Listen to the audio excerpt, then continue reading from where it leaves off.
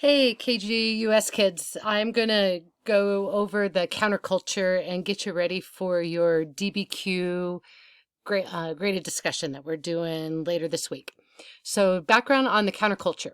Oh, shoot. Here. Hey, US kids, I'm going to go over the counterculture and arguments for and against the war so that I can get you ready for your graded discussion at the end of this week. So, here's some background on the counterculture. If this thing will work here. There we go. So counterculture, they are coming out of those beatniks. Remember right at the end of the 1950s, we talked about the beatniks and how they were rejecting traditional American values. They didn't like the capitalism. They didn't like the possessions. They didn't like um, doing a 9-to-5 job. So they're going to challenge conformity. They're going to fight the man, or as Timothy Leary suggested with a lot of those acid trips, to tune in, turn on, and drop out. So to like literally drop out means to get out of mainstream society, reject the norms, either around sex, so like maybe multiple partners or that free love, or rejecting society by enhancing and freeing your mind with substances like LSD, acid, marijuana, and then exploring how to use rock and roll to express your emotions and the ideas of the time. So in week 2 of our activities this week, I also have a lyrics assignment where you can look through some of this real poignant music from the 1960s. Communal living was actually an in your face at people who were against communism. They were literally living in a communist environment, sharing the work, sharing possessions, even maybe sharing partners. And the appearance of these hippies often included a lot of long hair, not shaving, bathing, wearing really vibrant tie-dyes. And this culture's coming out of the Haight-Ashbury district of San Francisco. I have a link here in this video if you want to come back through, of a Woodstock movie that's awesome, but we don't have time to watch it. But if you're really interested in Woodstock, which happened in 1969, and the music and the culture that went there to New York to have this big 3-day celebration, please check that out. It's super awesome. All right, so arguments against the war. Not everyone who was against the war was a counterculture hippie, but people who were against the war were very frustrated that America was involved in some other country's civil war, especially when we really took over from where France had been power positioning, and that this was, many thought, France's fault, not our war to be involved in, and that military contractors and businesses were really getting rich off of this really long war going on in a country far away, and that there's a tremendous loss of life from a single generation of young adults. And when you start looking and comparing even the amount of death of the Vietnamese people, oh my goodness, just millions of Vietnamese were being slaughtered with our weaponry. And our seek and destroy missions were very brutal. I know when we do a verbal debate in my classes, the My Lai massacre is always a very key argument for the counterculture, in that so many people were killed in such a horrible way by mistake.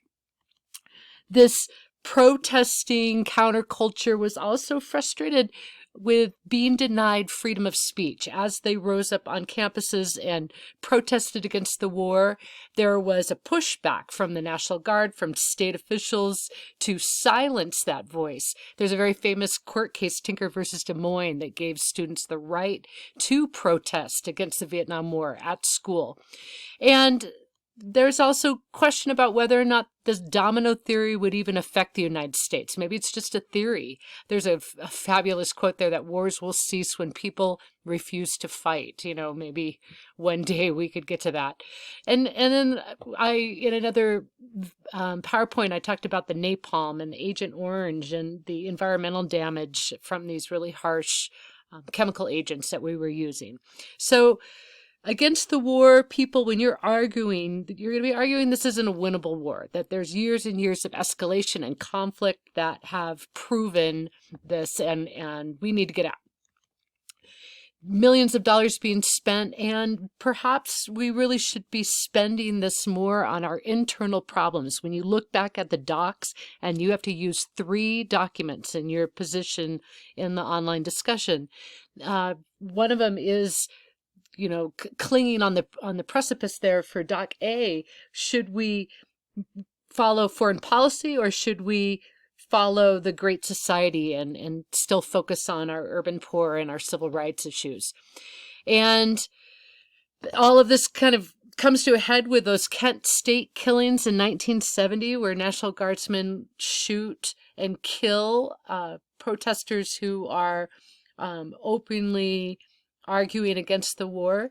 And President Johnson, this does not help his popularity ratings. And so there seems to be a tide that turns with President Nixon, hoping that maybe he's going to be the president to lead us out of Vietnam. And instead he escalates our involvement by bombing Cambodia to try and end that war once and for all. So really just a mess for years. But let's talk about some arguments for the war, because if you got drafted and you're fighting on the side of the establishment, or you volunteered, you have to make a case for why we were in the war and defend with at least 3 documents why we're there, why are we doing what we're doing.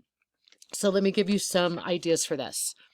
So we had an entire unit talking about the dangers of communism, and communism really gets at our wallets. It's going to interfere with our ability in America to make money, because you are going to have your hard-earned savings going to others so that you spread the wealth around your country. So this goes very much against the capitalism and the free market that America was founded on.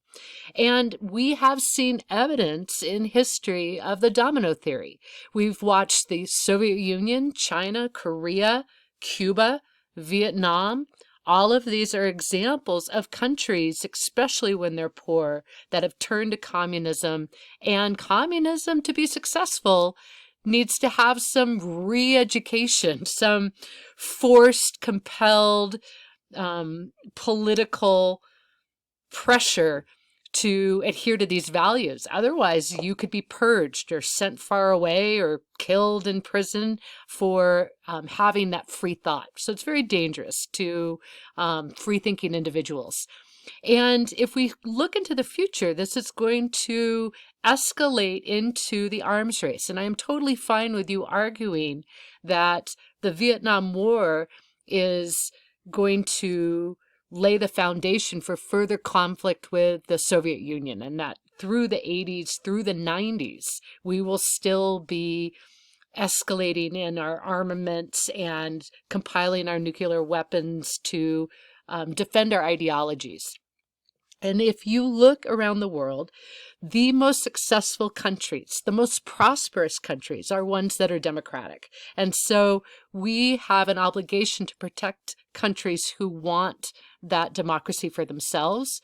And you also may be arguing that the draft is the very most fair way to raise an army, and that people who got out of the draft were really being disloyal to what's expected of our citizens, and that treatment of our veterans as they came home was appalling. And we had a duty to bring back our servicemen who were being held in prisoner of war camps behind enemy lines. In winning this war, we win together as one. And so any type of opposition to our efforts is undermining America's success. And this war of attrition is successful if everyone helps.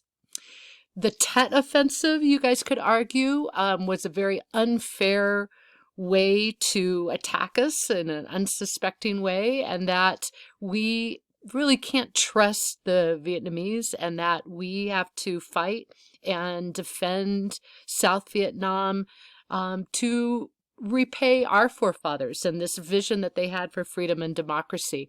I love that phrase that freedom comes with a price, and freedom doesn't come for free. And in our jungle warfare, you could argue as well that we need to do this because conventional warfare and using tanks in this territory is just not going to happen. And we need to have these chemical agents like napalm and Agent Orange so that we have more precise bombing, and that would actually reduce the loss of life. And right. So what are we going to do with this? How even would you argue against the My Lai incident? You would just say that, hey, we can't, we don't know who are the Viet Cong. We don't know who to trust. And so these villagers could sabotage our allied forces, and that we need to eradicate anyone who's helping the enemy.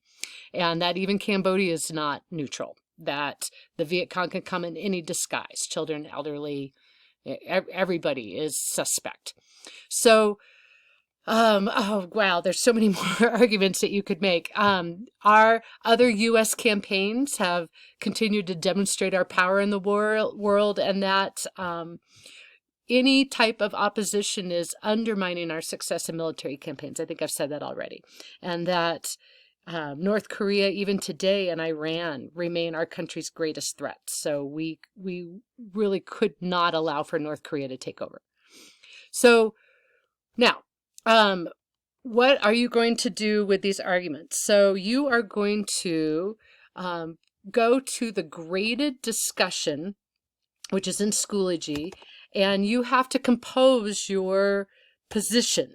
And using at least 3 of the documents that are attached, you are going to make a case for whether our involvement in Vietnam was justified or our involvement in the United States in Vietnam was not justified. And you're going to make your statement. I'm going in here so I can show you exactly where to put your arguments together. You're going to make your statement, and it's going to be pretty lengthy. And then you have to wait for other people to post. So it's right in here, Vietnam DBQ graded discussion. So you're going to have a thesis position statement. Should we have been there? Should we not have been there? Please spell check and make sure that your sentences are complete sentences. Historical information, you need to have a lot of details in the position statement that you pose. You need to use at least 3 documents. And then notice right here, student responses, you need to respond to 2 other students. So after you make your post, you're going to refresh, and then you're going to wait for other students to join the conversation. Here's where you put your post, and then you're going to wait, and then you are going to respond to 2 other students. Please don't be a troll. Please don't be yucky and do put downs. I want you to have an educated, thoughtful, critical argument to the opposition. And so you'll have to read some of the students to decide who you're going to respond to.